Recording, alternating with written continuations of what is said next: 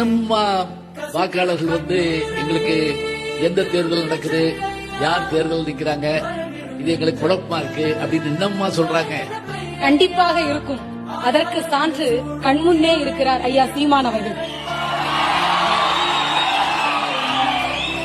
ஏன் சொல்கிறேன் என்றால், நான் எல்லோரையும் சொல்லவில்லை, பேசுகின்ற போதே குழம்பி போகிறார்கள் பாமரர்கள் என்று சொன்னேன். சமீபத்திலே தேர்தல் நடக்கிற போது சீமான் ஐயா அவர்களுடைய கட்சி குறியினுடைய சின்னம் சில மக்களால் உணரப்பட முடியாமல் போனதால் பல ஓட்டுகளை தழுவக்கூடிய ஒரு சூழல்